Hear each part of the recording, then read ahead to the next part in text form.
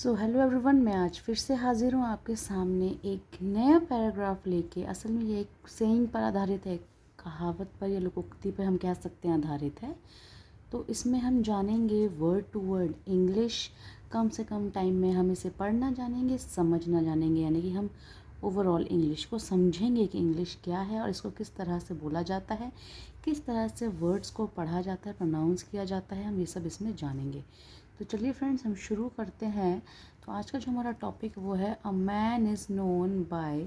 The company he keeps, यानी कि a man means एक आदमी, इज़ नोन जाना जाता है, बाय मीन्स से, the company he keeps company means संगति, ही मीन्स वह, कीप्स मीन्स रखना। जब एस लग जाएगा तो रखता हो जाएगा, यानी कि एक आदमी जाना जाता है उस संगति से जो उसमें वो रहता है, जिस तरह की संगति वो रखता है। तो चलिए हम शुरू करते हैं अपना आज की topic. The character and conduct of a person can generally be gauged, इसे पढ़ेंगे gauged by the kinds of people he mixes and moves with। ठीक है, यानी कि जो करेक्टर यानी कि व्यक्तित्व इंसान का होता है, और जो कंडक्ट यानी कि उसका आचरण, उसका व्यवहार हो किसका, ऑफ अ पर्सन एक व्यक्ति का, अ पर्सन एक व्यक्ति का जो व्यक्तित्व और व्यवहार होता है, कैन मीन्स रखना, जनरली बी गेज जनरली वास्तव में, बी गेज मीन्स उसे मापा जा सकता है। ठीक है,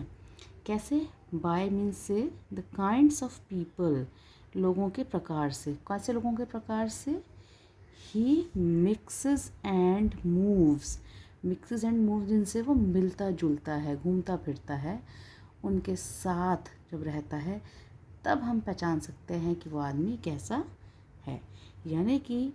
एक पर्सन को उसके कंडक्ट, उसके करेक्टर से बहुत इजीली गेज किया जा सकता है। वो भी कैसे, क्योंकि जब वो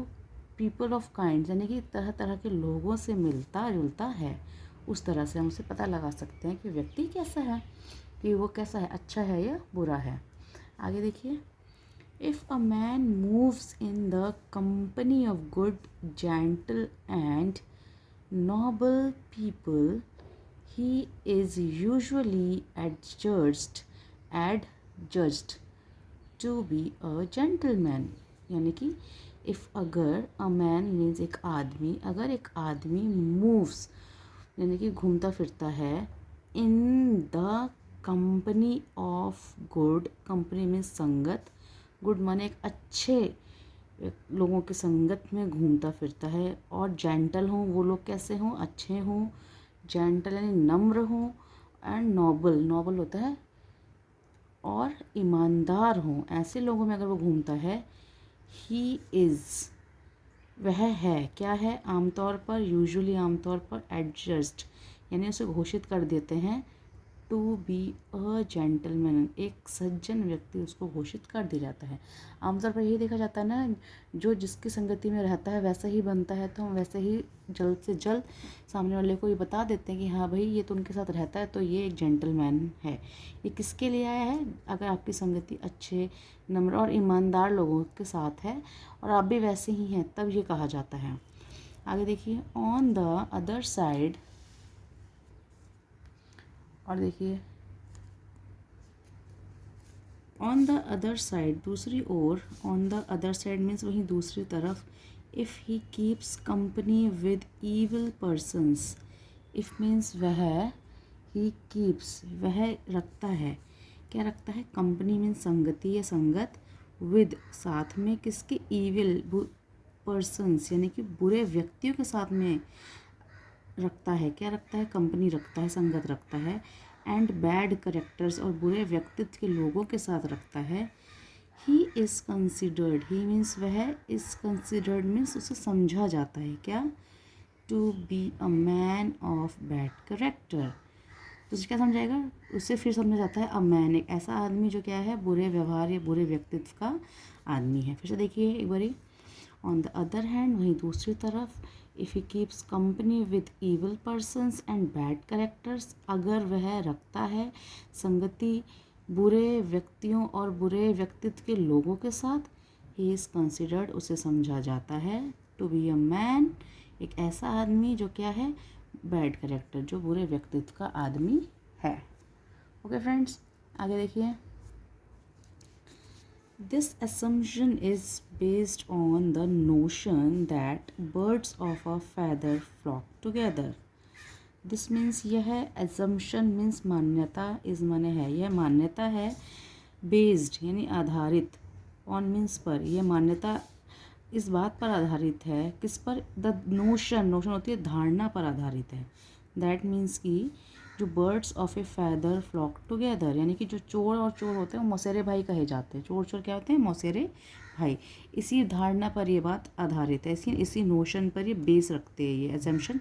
यानी ये मान्यता आधारित है। It is usual for a man to seek company of those persons who possess tastes, tendencies and temperaments like his own. It यह is है usual साधारण, ये बिल्कुल साधारण है for a man एक आदमी के लिए, to seek company, to seek means तलाश करे, ढूंढे, ऐसी company of those उन व्यक्तियों के लिए, उन व्यक्तियों की कंपनी तलाश करे, हु पोजेस जो रखते हैं। वैसे पोजेस का मतलब काबू करना भी होता है और एक होता है रखना कुछ, ठीक है, जो क्या रखते हैं, टेस्टेस, टेंडेंसीज एंड टेम्परामेंट, जिनका जो उनका टेस्ट एक जैसा, उनका मतलब एक जैसा चीज़ों में पसंद करना किसी चीज़ को। यहाँ पे मज़ा भी मतलब होता है, क्या होता है, पसंद करना, उनकी प्रवृत्ति और उनका स्वभाव, like his own, like means जैसा, हिज ओन मीन्स अपने जैसा। मतलब होता है ना कि जैसा हमें पसंद है, अगर हमें वैसा ही व्यक्ति सामने से मिल जाए तो फ्रेंडशिप ज़्यादा अच्छी हो जाती है। तो ये एक आदमी के लिए बिल्कुल साधारण बात है कि वो ऐसी ही कंपनी को ढूंढे, ऐसे लोगों को ढूंढे जहाँ पे उनके टेस्ट, उनके टेंडेंसी और टेम्परामेंट उसके अपने जैसे हों। आगे देखिए।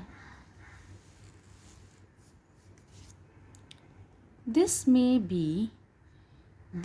मीन्स यह मे भी हो सकता है, so to a large extent, large extent means एक बहुत हद तक ये हो सकता है, बट लेकिन इट इज़ नॉट ये नहीं है, इट यह है नहीं, लेकिन ये नहीं है, ऑलवेज ट्रू हमेशा सच, ये सच हमेशा नहीं होता है। इन सम केसेस कुछ केसेस में, ठीक है, कुछ केसेस में the persons of opposite nature, persons means लोग, ऑपोजिट नेचर जो विपरीत नेचर के होते हैं, अलग तरह का व्यवहार होता है, मतलब अगर एक पॉजिटिव है तो एक नेगेटिव है, कुछ इस तरह का अगर नेचर होता है, कम टुगेदर वो भी इकट्ठे हो जाते हैं, एंड फॉल इन का मतलब होता है पड़ जाते हैं, क्या पड़ जाते हैं, each others company, each other मतलब एक दूसरे, यहाँ पे देखिए एपोस्ट्रोफी एस दिया हुआ है, इसका मतलब काके की होता है, तो यानी कि एक दूसरे की कंपनी यानी एक दूसरे की संगत में पड़ जाते हैं, बाय एक्सीडेंट यानी अचानक से, ये वो वाला एक्सीडेंट नहीं है, रोड एक्सीडेंट नहीं है, ये अचानक वाला एक्सीडेंट है, या तो बाय एक्सीडेंट यानी अचानक से पड़ जाते हैं, और बाय चॉइस या फिर वो खुद अपनी चूज़ करते हैं अपनी फ्रेंडशिप को। देखा फ्रेंड्स, आपको समझ में आया कि क्या है, यही the persons of opposite nature come together, जो अलग अलग पर्सन्स होते हैं, अलग अलग नेचर के होते हैं, वो इकट्ठे आते हैं, पड़ जाते हैं एक दूसरे की कंपनी में, या तो अचानक से या फिर अपने मन से, ये कहते हैं बाय चॉइस। समटाइम्स कभी कभार या कभी कभी, it is out of ignorance, और कभी कभी ये होता है, यह है आउट ऑफ इग्नोरेंस यानी कि अज्ञानता के कारण, कभी कभी अज्ञानता के कारण भी होता है। दैट मीन्स कि अ गुड पर्सन एक अच्छा व्यक्ति फॉल्स इनटू पड़ जाता है the company of ignoble people, और कभी कभी क्या होता है, एक कभी लोगों को पता नहीं होता कि सामने वाला कैसा है, तो वो किस में पड़ जाता है, इग्नोबल नीच बेकार लोगों की कंपनी में पड़ जाता है। इग्नोबल के लिए वर्ड नीच है, घटिया है, ये हम बोल सकते हैं ऐसे लोगों को, तो उनके में भी पड़ जाता है। अंडर सच सर्कमस्टांसेस, आगे देखिए।